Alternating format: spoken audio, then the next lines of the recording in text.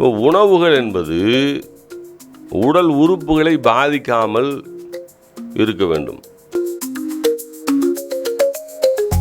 வரகு சாப்பிடுங்க அப்படின்னு பிரச்சாரம் பண்ணுறீங்க. சரிங்க ஐயா, நான் உங்களை பார்த்து ஒரு கேள்வி கேட்குறேன். எனக்கு வரகே சமைக்க தெரியாது. சோறு கிடைக்காம இல்லை. நாங்கள் இப்போ எங்களுக்கு ஏன் நாங்கள் வரகு சாப்பிடணும்? அதை விட பட்டை தீட்டப்படாத அரிசியை சாப்பிடுங்கள் என்று சொல்லுங்களேன். அதை ஏன் சொல்ல மாட்டேங்கிறீர்கள்?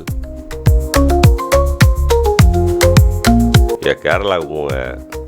கேரளாவுக்கு போய்ட்டு எவ்வளோ பெரிய ஆட்கள்லாம் இருக்காங்க. எல்லாருக்கும் பெரிய பெரிய பங்களா இருக்கும். ஒரு நாளைக்கு 1,00,000 ரூபா சம்பாதிப்பேன். அதனால் போனால் பட்டை தீட்டப்படாத அவர்களுடைய பாரம்பரிய தானே சாப்பிட்டுட்ருக்காங்க. உணவுகள் என்பது உடல் உறுப்புகளை பாதிக்காமல் இருக்க வேண்டும்.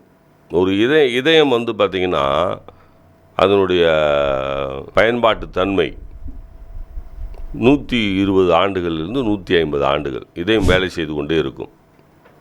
இதயத்துடைய கெப்பாசிட்டி அது பார்த்திங்கன்னா இவ்வளோ வருஷம் அது வேலை செய்யும்.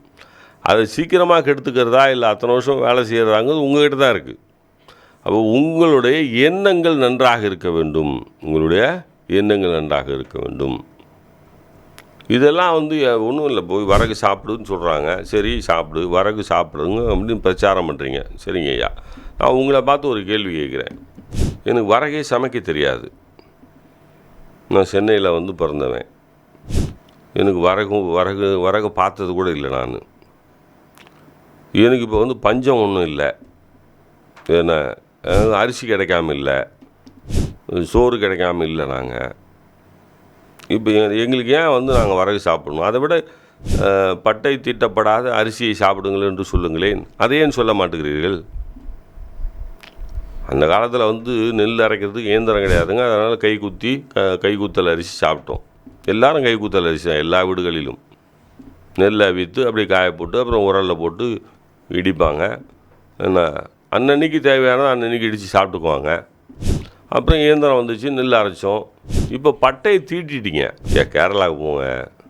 கேரளாவுக்கு போய்ட்டு எவ்வளோ பெரிய ஆட்கள்லாம் இருக்காங்க. எல்லாருக்கும் பெரிய பெரிய பங்களா இருக்கும். 50 கோடியில் பங்களா கட்டி வச்சுருப்பான். வருஷத்துக்கு 100 கோடி ரூபா பணம் சம்பாதிப்பான். ஒரு நாளைக்கு 1,00,000 ரூபா சம்பாதிப்பான். அதனால் போனால் பட்டை தீட்டப்படாத அவர்களுடைய பாரம்பரிய தானே சாப்பிட்டுட்ருக்காங்க. இந்தியாவிலேயே சர்க்கரை வியாதி குறைவாக இருக்கிற மாநிலத்தில் ஒன்று கேரளா. உணவு பழக்கத்தை மாற்றுக்கிறது இல்லை. வர காப்பி தான் குடிக்கிறாங்க.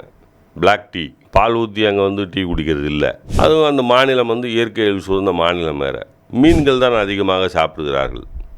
மீன்கள் தான். இறைச்சி வகைகளில் ஒரு இறைச்சி அதிகமாக சாப்பிடுகிறார்கள். அது அவருடைய உணவு பழக்கம் அந்த மாதிரி.